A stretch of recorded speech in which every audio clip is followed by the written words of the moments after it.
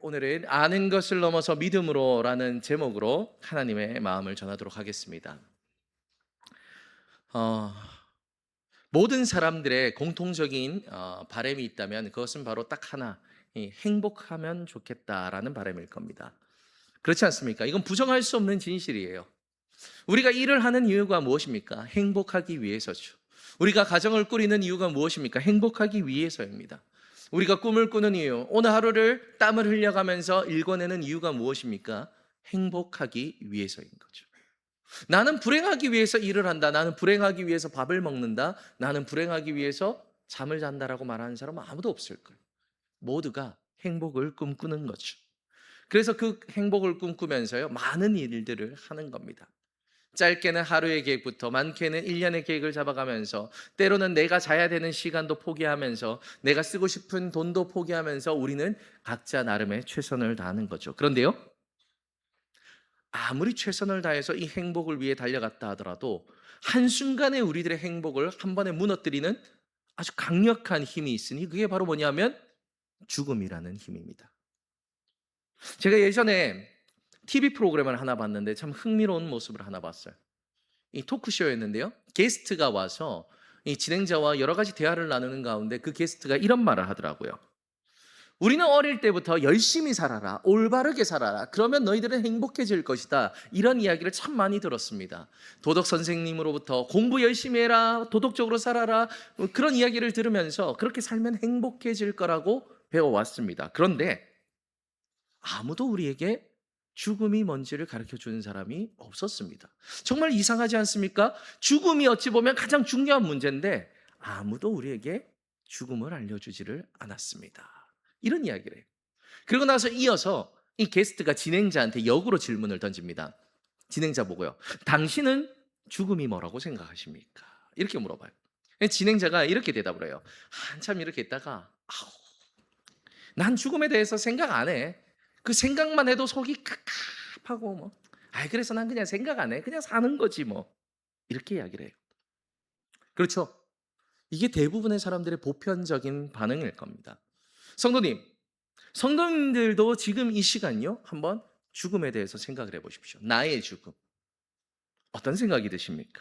뭔가 선명하게 손에 딱 잡히는 게 있나요? 아니면 모든 게 희미하고 속에서 목사님 또 좋은 주일 아침부터 뭘 이렇게 주근주근거리나 그런 생각이 드십니까? 대부분은 후자겠죠. 손에 잡히는 게 없어요.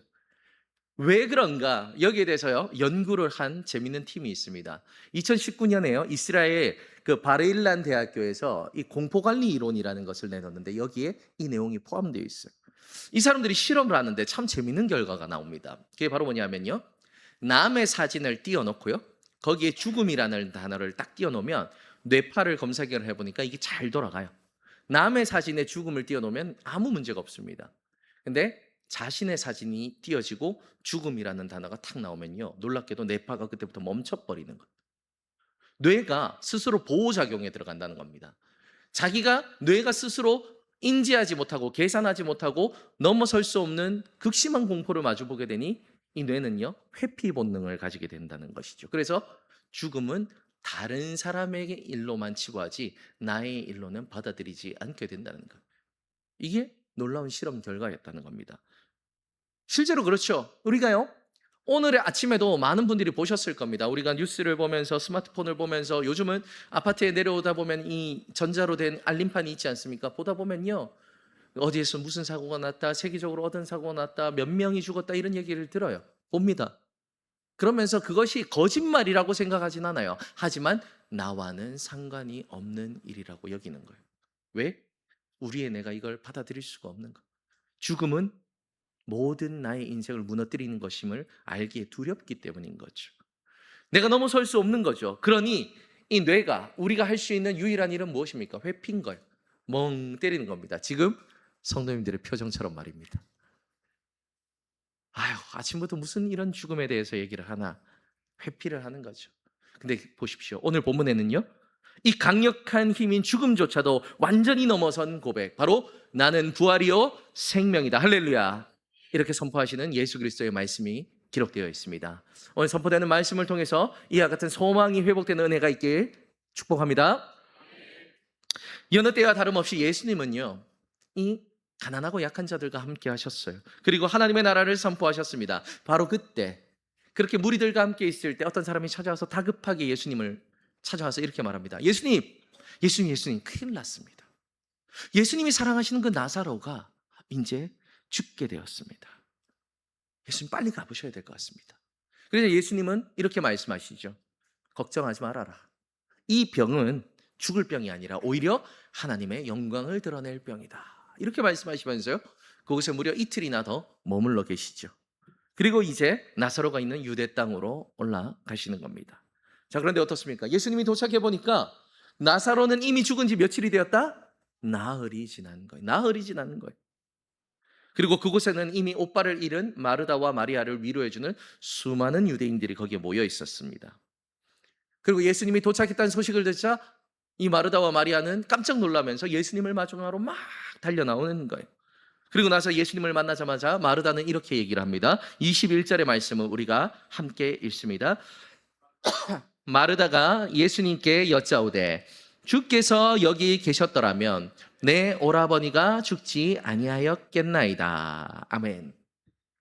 자, 지금 마르다가 뭘 얘기를 하는 겁니까? 섭섭하다는 거예요. 그 섭섭함을 토로하는 거지 않습니까? 아니, 주님, 제가 사람도 보냈지 않습니까? 주님이 여기 계셨으면 우리 오빠가 죽지 않았을 텐데 조금만 더 일찍 오시지 왜 이제 오셨습니까? 이 섭섭함을 이야기를 하는 거죠. 예수님의 걸음이 조금 늦었다는 겁니다. 그렇죠. 사랑하는 성도님, 우리도 신앙생활을 하다 보면요, 이런 섭섭함을 느낄 때가 있지 않습니까? 예수님, 우리 가족 조금만 더 일찍 만나주시지 왜 그러셨습니까? 예수님, 제 기도에 조금만 더 빨리 응답해 주시지 왜 응답해 주시지 않으셨습니까? 예수님, 조금만 더 빨리 해주시지. 우린요, 신앙생활 가운데 그런 섭섭함이 밀려올 때가 분명히 있죠. 하지만 기억하십시오. 나사로를 찾아왔던 예수님의 걸음처럼요, 우리는 알 수 없지만 하나님의 섭리와 하나님의 계획은 언제나 아름답고 선하심을 믿으셔야 됩니다. 우리는 알 수 없지만 거기는 분명히 놀라운 계획이 숨어 있더라는 거예요. 물론 마르다와 마리아가 보기에는요, 한 발 늦은 걸음이죠. 예수님이 오신 그날은요, 꽤나 실패한 걸음처럼 보일 겁니다. 하지만 그 걸음을 통해서 때로는 더 큰 영광을 보여주시는 것이 예수 그리스도의 능력임을 믿으시길 바랍니다. 그렇게 우리가 해야 되는 건 무엇입니까? 끝까지 믿음을 잃지 않는 것. 내 생각엔 늦었다 생각되더라도, 내 생각엔 좀 더디다 생각되더라도, 선하신 하나님께서 반드시 무슨 의미가 있겠지. 할렐루야. 이런 신앙으로 우리는 오늘을 이겨내야 될 줄 믿습니다. 자, 마르다가 예수님께 말합니다. 예수님이 여기 계셨더라면 우리 오빠가 안 죽었을 텐데요. 물론 이 마르다의 말은 일정 부분 맞습니까? 틀립니까? 맞아요. 예수님에게는 병을 고칠 능력이 있으셨기 때문입니다. 그러니 예수님이 그곳에 계셨다면 당연히 나사로는 죽지 않았겠죠. 하지만 무엇이 중요한 겁니까? 죽지 않더라도 당장에는 죽지 않는다. 이게 중요한 거예요. 사람인지라 병을 고쳐도요, 나사로는 언젠가 또 죽게 되어 있습니다. 그렇지 않습니까? 천년 만년 영원히 살 수 있는 인생은 아니더라는 거예요. 또 죽음을 맞이하게 되는 거죠. 잠깐 병 고침의 문제가 아니더라는 겁니다. 영원히 피할 수 없는 이 죽음이라는 문제가 우리에게 있다는 것을 알려주기 위한 것. 예수님은 먼저 이것을 알려주기 위해서 어찌 보면 조금 늦게 걸어가신 것은 아닐까. 우린 그렇게 생각해 볼 수 있는 거죠. 아무리 노력해도, 아무리 많은 능력을 가져도, 아무리 많은 돈을 가져도 인간은 누구나 죽을 수밖에 없다라는 바로 그 사실, 그 한계, 그 무력감을 우리가 먼저 깨달을 필요가 있다라는 겁니다. 그래서 잠깐의 문제 해결, 우리 오빠의 병이 나았으면 좋겠다 라는 이 문제 해결이 아니라 영원한 근본적인 해결, 무엇입니까? 죽음까지도 이기시는 생명의 능력, 할렐루야. 이것을 알려주시기 위해서 예수님은 그 걸음을 그와 같은 시간에 맞추셨던 것이죠. 바로 그것이 마르다를 향한 예수님의 마음이셨으며 동시에 오늘 우리를 향한 예수님의 마음임을 믿으시길 바랍니다. 그렇게 예수님은요, 이렇게 선포하십니다. 5절과 6절의 말씀을 함께 읽어보겠습니다. 예수님께서 이르시되 나는 부활이요 생명이니 나를 믿는 자는 죽어도 살겠고 무릇 살아서 나를 믿는 자는 영원히 죽지 아니하리니 이것을 네가 믿느냐. 아멘. 할렐루야. 이것이 우리가 받은 은혜임을 믿으시길 바랍니다. 이 놀라운 은혜를 받았다는 거예요. 자, 그리고 여기서 아주 중요한 개념이 하나 등장하죠. 그게 바로 뭐냐면 믿음이라는 개념입니다. 예수님의 말씀을 보십시오. 예수님이 정확히 뭐라고 말씀하십니까? 나는 부활이요 생명이니 네가 이것을 믿느냐? 예수님이 이걸 물으세요. 이 부분이 우리에게 중요합니다. 왜냐하면요, 우리는 살아가면서 아는 것과 믿는 것을 착각하면서 살아가기 때문입니다. 다시 말씀드립니다. 우리는요, 아는 것과 믿는 것을 착각하면서 살아가기 때문이죠. 그래서 예수님은 말씀하신 겁니다. 나는 부활이요, 나는 생명이다. 너희들이 나를 믿는다면 이 생명을 얻을 것이다. 네가 이것을 믿느냐? 이렇게 물어보세요. 자, 그러자 마르다는 이렇게 대답합니다. 예수님, 마지막 날에 부활의 때에 내 오빠가 살아날 줄을 내가 아나이다. 이렇게 대답을 해요. 자, 예수님은 믿느냐라고 얘기를 했는데 지금 마르다는 뭐라고 대답합니까? 아나이다라고 얘기를 하는 거예요. 마르다가 지금 무엇을 착각하고 있죠? 아는 것을 믿는 것으로 착각하고 있다라는 거예요. 찰스 블론딘이라는 사람에 관해서 알려진 아주 유명한 이야기가 하나 있죠. 찰스 블론딘, 이 프랑스의 고개사입니다. 외주를 타는 고개사인데요. 이 옛날에 이 사람이 얼마나 대단했냐면 그 미국의 고층 빌딩에 줄을 달아놓고 거기를 아무런 안전장치 없이 건너기도 하고, 그리고 세상에서 가장 높다라고 하는 폭포인 나이아가라 폭포에 줄을 달아놓고 맨몸으로 건너기도 하는 사람이 바로 이 찰스 블론딘이었어요. 한 번도 실패한 적이 없다고 합니다. 그러니 그 사람이 나타나면 사람들이 얼마나 환호를 했겠습니까? 그렇죠? 대단하잖아요. 그 폭포에 가보면 보십시오. 조용합니까? 아니에요. 시끄럽고요, 바람도 불고요, 물도 튀고요. 그런 엉망진창의 환경 속에서 그 폭포 위를 외줄 하나를 걷는 모습을 보면요, 경이롭기까지 하는 거예요. 그렇게 줄을 탁 건너오니까 사람들이 박수를 치는 겁니다. 대단하다고. 당신은 정말 뛰어난 능력이라고. 그래서 그 찰스 블론딘이 그때 말하지 않습니까? 여러분, 제가 한 사람을 업고 여기를 건넌다는 것을 여러분들은 믿습니까? 사람들은 외치는 거야. 믿습니다.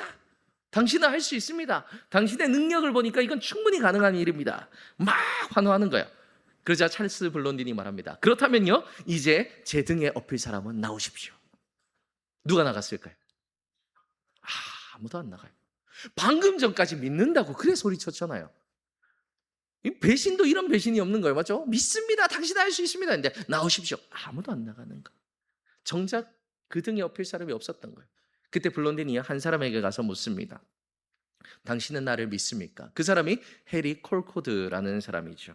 그러자 그 사람은요, 아무런 주저함 없이 말합니다. 나는 당신을 믿습니다. 제 등에 업히십시오. 업혀요. 사진도 남아 있습니다. 그리고 나서 그 사람을 업고 찰스 블론딘은요, 나이아가라 폭포를 건너죠. 자, 이 사람이 누군가? 이 사람은 찰스 블론딘과 아주 오랫동안 관계를 맺어왔던 매니저였어요. 그의 매니저였습니다. 자, 보십시오. 이것이 아는 것과 믿는 것의 차이예요. 어느까지가 진실인지 모르지만요, 이 이야기가 전해주는 교훈은 아주 명확합니다. 아는 것과 믿는 것은 다르다는 거예요. 거기 있는 사람들 보십시오. 찰스 블론딘의 능력을 다 봤습니다. 그리고 자신들이 안다라고 소리도 쳤습니다. 그리고 지금 나이아가라 폭포를 건너오는 모습을 목격하기까지 했습니다. 그런데 어필하고 하자 아무도 어필하지 않는 거예요.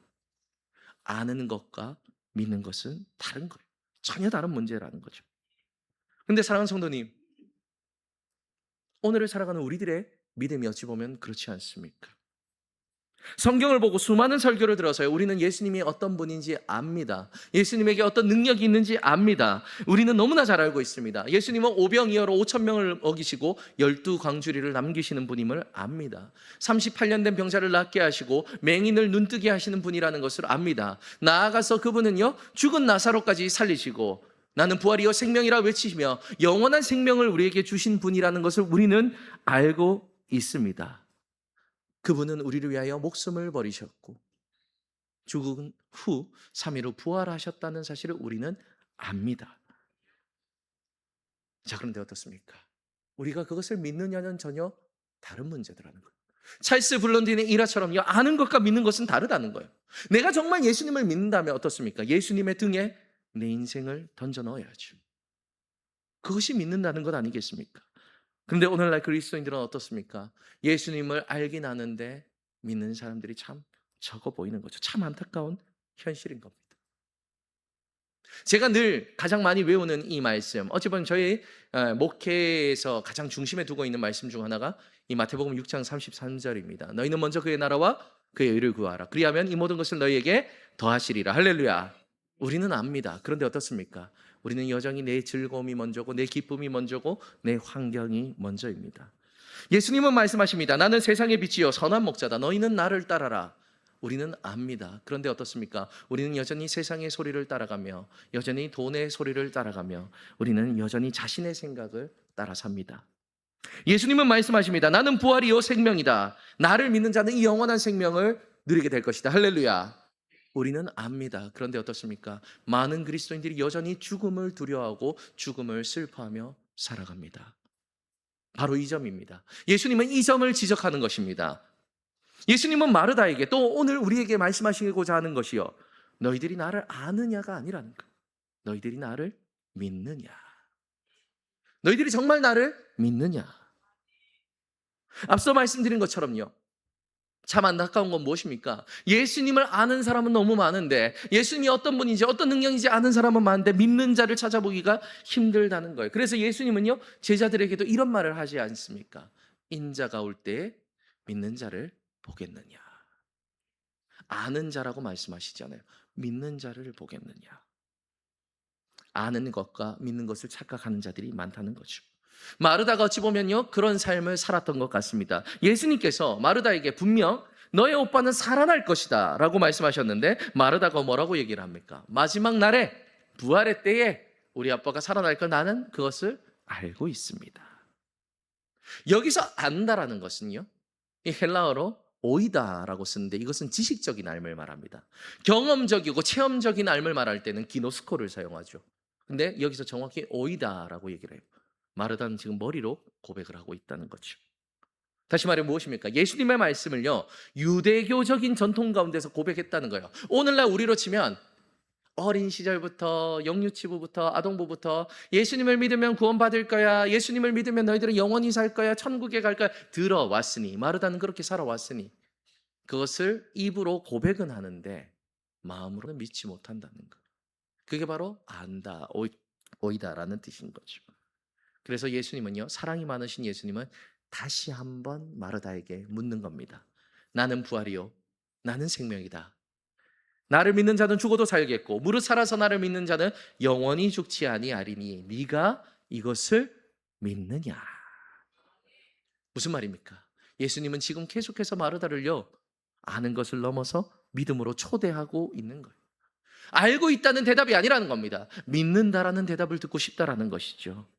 그리고 지금 말씀이 선포되는 바로 이 시간 예수님은 동일한 마음으로 성도님들에게 묻고 있습니다. 나는 부활이요 생명이니 너희가 나를 믿느냐. 할렐루야. 여기에 믿음으로 응답할 수 있는 우리가 되길 소망합니다. 자, 이 질문에 이 믿음의 초대 가운데 마르다는 어떻게 대답했을까? 27절의 말씀을 우리가 나의 고백처럼 함께 읽어보겠습니다. 시작. 이르되 주여 그러하외다. 주는 그리스도시요 세상에 오시는 하나님의 아들이신 줄 내가 믿나이다. 할렐루야.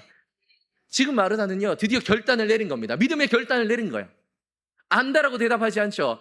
주는 그리스도시요 하나님의 아들임을 내가 믿나이다.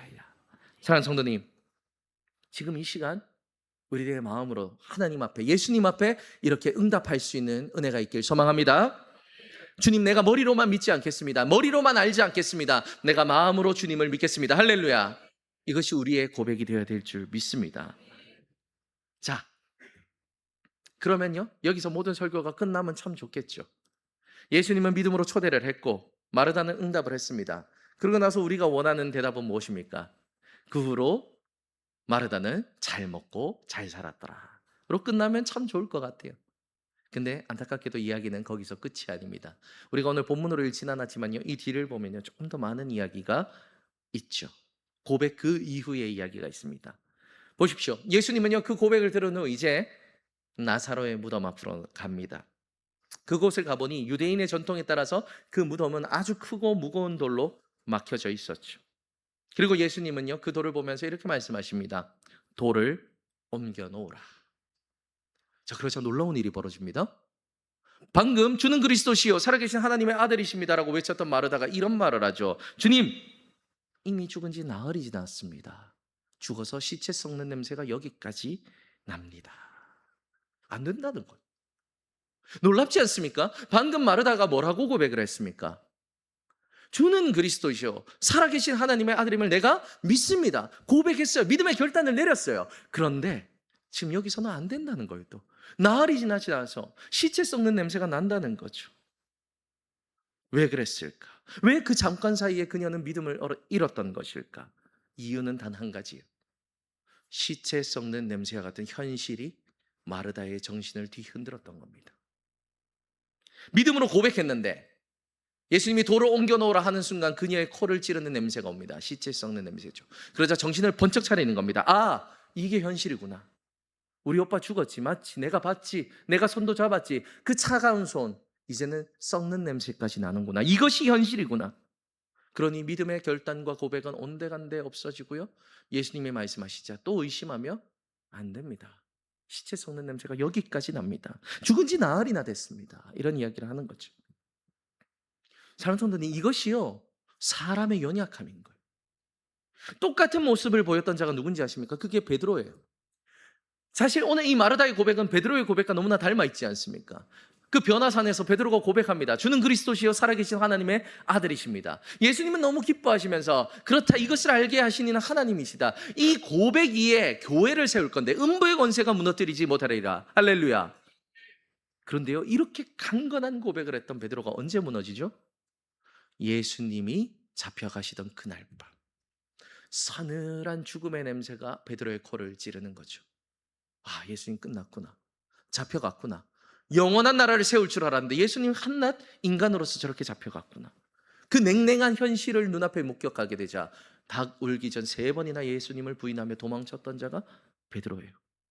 죽음이라는 이 현실 앞에서 그의 믿음은 곤두박질 치는 거예요. 사랑하는 성도님, 우리의 믿음이 왜 깨지고 왜 무너지는 줄 아십니까? 우리가 예수님을 바라보지 않고 자꾸 현실을 바라보기 때문입니다. 분명 조금 전까지 어떻습니까? 다들 그런 경험 해보셨을 거예요. 와, 예배가 너무 좋았다. 예배 가운데 하나님의 임재가 있었다. 내가 이 예배 가운데 그래 내일을 한번 살아보자 믿음에 도전을 했는데 하나님이 임재하신 것 같았고 내 마음이 정말 하나님이 주신 회복으로 회복되는 것 같았고 내일을 정말 믿음으로 살아보자 하는 소망도 붙은 것 같았는데 믿음의 결단이 있었는데 찬양 가운데 기쁨이 있었고 기도 가운데 눈물도 흘렸는데 어떻습니까? 삶이라는 현실 앞에 나아가면요 우리가 무너지는 거예요. 변하지 않는 지갑, 변하지 않는 건강, 변하지 않는 인간관계, 변하지 않는 삶의 모습을 바라보면서 아, 이게 현실이구나. 그래, 신앙은 신앙이고 현실은 현실이지. 그 현실 가운데 녹아있는 죽음의 냄새를 맡아보면서 아이고 내가 이렇게 살다간 죽겠구나 라고 말하면서 우리는 신앙을 다 쏟아버리는 거예요. 마르다처럼. 그래서 우리들의 입술에도 마르다와 같은 고백이 나오는 겁니다. 안 됩니다. 안 됩니다. 그 현실을 몰라서 하는 말이지 안 됩니다. 또 좌절하고 또 방황하는 거죠. 마르다가 지금 그 과정에 있는 겁니다. 분명 방금 전까지 예수님의 그 말할 수 없는 은혜와 부활의 소망을 받아서 믿습니다. 예수님은 하나님의 아들임을 믿습니다 라고 말했는데 탁 시체 썩는 냄새를 맡아보니까 안 됩니다 라고 얘기를 하는 거예요. 자, 그럴 때에도 예수님은요 사랑이 많으셔서 분노하지 않죠. 네가 방금 전에 나를 믿는다 해놓고 왜 지금 또 이런 얘기를 하느냐 이렇게 말씀하시지 않으세요. 사랑의 안으로 말씀하십니다. 마르다야, 내 말을 믿으면 하나님의 영광을 본다고 말했지 않느냐. 돌을 옮겨라. 자, 주목하십시오. 이 부분이 아주 중요합니다. 예수님이 왜 굳이 돌을 옮기라고 말씀하셨을까요? 한번 상상해 보십시오. 예수님이 말씀하신 바로 그 순간 하늘에서 번개가 빡 쳐가지고 돌이 좌우로 탁 깔리고 안에서 연기가 모락모락 하는데 신비롭게 나사로가 이렇게 서 있으면 이게 더 멋지지 않습니까? 우와, 예수님 능력 있다. 아니면 예수님이 말씀하시는 딱 순간 하늘에서 불병거를 타고 천사들이 내려와서 돌을 탁 치우고 나사로의 손을 잡고 나오면 얼마나 멋집니까? 그렇잖아요. 그런데 예수님은요 돌을 옮겨 놓으래요. 이상하죠? 그 돌이요 그냥 힘으로 이렇게 들을 수 있는 돌이 아닙니다. 장정 두세 사람이 달라붙어서 온갖 힘을 써야지만 옮길 수 있는 그 돌이에요. 옮기라는 거예요. 왜 그럴까? 여기는 아주 중요한 신앙의 원리가 있죠. 그것은 바로 우리의 신앙과 믿음은 순종으로 완성된다는 걸 보여주는 겁니다. 입술의 고백만으로는 안 된다는 거예요. 마르다는 그 전에 얼마나 완벽한 고백을 했습니까? 주는 그리스도시요 살아계신 하나님의 아들이십니다. 근데 그 고백, 입술의 고백만 있으니 어떻습니까? 현실의 냄새 앞에서 바로 무너지는 거예요. 그게 인간의 나약함인 겁니다. 그게 인간 믿음의 나약함이에요. 그런데 그 불완전한 믿음, 죽음의 냄새 속에서 무너지는 그 불완전한 믿음 속에서 예수님은 말씀하시는 거예요. 너의 믿음을 흔드는 의심의 돌을 네가 굴려라.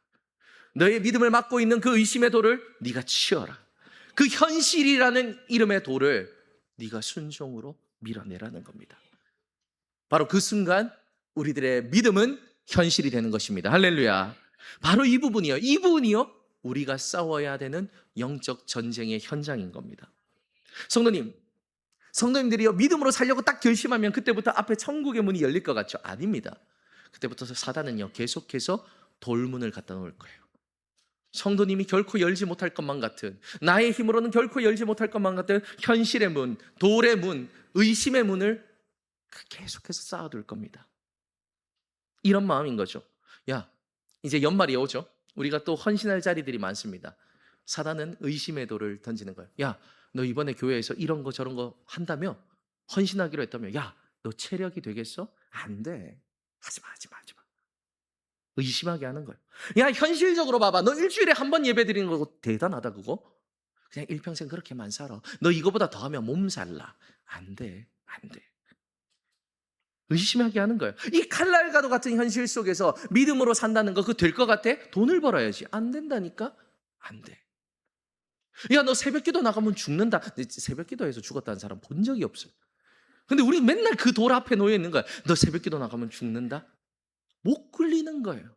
너 수요 예배 나가면 죽는다? 금요 예배 나가면 죽는다?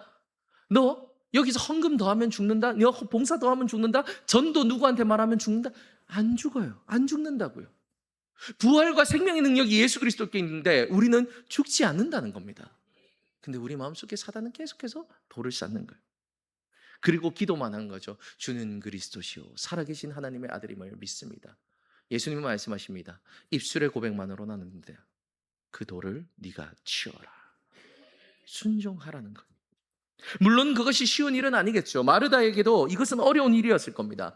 마르다의 입장을 우리가 잘 한번 들어가 보자고요. 마르다는요 오빠가 죽을 때 자신의 눈으로 아빠의 죽음을 봤습니다. 오빠가 죽을 때 자신의 손으로 오빠의 죽음을 만졌습니다. 마르다에게 있어서 오빠의 죽음은 뭡니까? 부정할 수 없는 현실이에요. 부인할 수 없는 현실입니다. 그리고 지금 막상 그 앞에 가보니 어떻습니까? 썩은 냄새가 진동하는 거예요.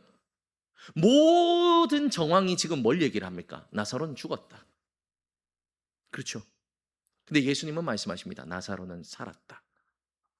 여기서 오는 혼란이 느껴지십니까? 모든 환경은요 나사로가 죽었대요. 근데 예수님은 나사로가 살았다라고 말하는 겁니다. 이 혼란이 뭔지 아십니까? 이게 바로 성도님이 겪는 혼란인 것. 설교단에서의 말씀, 이 하나님의 이 성경의 말씀을 읽으면요 하나님이 답입니다. 하나님을 믿어야 돼요. 먼저 그의 나라와 그를 의를 구해야 돼요. 근데 내 삶을 보면요 아니에요. 혼란스러운 거죠. 그러니 이것을 뛰어넘어서 예수 그리스도의 말씀을 쫓아간다는 그 삶이 현실을 넘어 나의 생각과 판단을 넘어 예수님의 말씀이 진리라고 믿고 나아가는 그 시간이요 쉽지 않은 것. 문을 여는 그때까지도 고민하고 또 고민했지 않겠습니까? 돌을 치우는 그 순간에도 한 번에 이게 굴러갔겠습니까? 끙끙거리며 비지땀을 흘릴 때도 아이고 이거 우리 헛된 수고하고 있는 거 아닌가? 그런 생각 들지 않았을까요? 근데 끝까지 하는 거예요. 순종은 끝까지 가는 겁니다. 예수님이 하라 하셨으니 치우는 거예요. 성도님 기억하십시오. 끝까지 순종했을 때 우리가 바라보게 될 것은 하나님의 영광인 줄 믿습니다. 나사로는 살아났습니다. 하나님의 영광과 하나님의 말씀이 이루어지는 그 순간을 목격하게 되는 거예요. 언제요? 믿음의 결단을 가지고 나의 의심의 돌을 굴리는 그 순종이 있었을 때 그곳에 하나님의 나라가 이루어지는 것입니다. 할렐루야. 이 시간 예수님은요, 우리들의 심령 가운데 똑같이 말씀하십니다. 나는 부활이요, 나는 생명이다. 너희들이 이것을 믿느냐? 이런 아멘으로는 안 되죠. 마르다의 아멘은 이거보다 훨씬 컸을 겁니다. 나는 부활이요, 나는 생명이니 너희가 이것을 믿느냐? 할렐루야, 할렐루야. 우리는 이 아멘을 뛰어넘는 이제 순종의 길로 가야 될 줄 믿습니다. 어려움이 있을 겁니다. 힘든 일이 있을 겁니다. 괴로움이 있을 겁니다. 하지만 예수 그리스도께서 참된 구원이고 생명임을 믿으셔야 됩니다. 어른같이 차가운 현실 앞에서 내 앞을 가로막는 그 현실을요, 믿음으로, 순종함으로 우리는 뛰어넘을 수 있어야 되는 겁니다. 진정으로 믿는 자라는 건 무엇입니까? 진정으로 순종하는 자입니다. 저는 우리 남신교회가 그런 교회가 되길 소망합니다. 그저 입으로만 선교하는 것이 아니라 정말 삶으로 복음을 전하는 교회가 되길 원합니다. 그저 입으로만 서로를 사랑한다고 외치는 것이 아니라 진짜 서로를 사랑하는 교회가 되었으면 좋겠습니다. 그리고 부활이요 생명이신 예수 그리스도를 진정으로 믿어 세상의 가치를 따르지 않고 언제나 예수님을 따라가는 삶이 우리들의 삶이 되길 소망합니다. 그렇다면요, 우리들의 걸음은 어떻게 되는 겁니까? 완전히 바뀌게 되는 거예요. 보십시오. 오늘 본문 이후로요, 마르다와 마리아의 이야기 속에서 그들의 눈물은 나오지 않습니다. 왜 그렇습니까? 그들은 눈으로 목격했기 때문이에요. 부활이요 생명이신 예수 그리스도의 능력을 경험하고 체험했기 때문입니다. 죽음도 무너뜨리지 못하는 이 신앙을 체험하니 어떻게 됩니까? 다른 거는요, 더 이상 겁날 일이 없는 거죠. 사랑하는 성도님, 우리는 예배 가운데 이와 같은 은혜를 체험해야 될 줄 믿습니다. 삶이 힘들죠. 삶이 괴롭죠. 삶에 고민이 많죠. 그럴수록 우리는 예수님의 은혜를 체험해야 되는 것입니다. 예수님의 은혜가 우리를 살린다는 것을 체험해야 됩니다. 그러면요, 내일부터 살아가는 것이 두렵지 않다니까요. 내 힘으로 살아가려니까 힘들고 내 생각으로 풀어내려니까 어렵고 자꾸 내 능력으로 가려고 하니까 답이 안 나오는 겁니다. 하지만 단 한 번 그 현실을 뛰어넘는 그 믿음으로써 우리가 예수 그리스도의 부활의 능력을 체험하면요, 그때부터는 그 은혜가 우리를 이끌고 가는 거예요. 어떤 일을 당해도 콧웃음을 치는 겁니다. 그까이 거. 우리가 기껏 해봤자 죽는 거 그 이상은 없잖아요. 그래도 우리는 부활할 텐데, 할렐루야. 내가 이런 걸로 신앙을 타협하지 않으리라. 우리는 그와 같은 믿음의 거인이 되어가는 것입니다. 부디 바라는 것은 그와 같은 거인들이 이곳에서 많이 일어나길 소망합니다. 그래서 하루하루가 눈물의 인생이 아니라 기쁨의 인생이 되길 주님의 이름으로 축복합니다. 다 함께 기도하시겠습니다.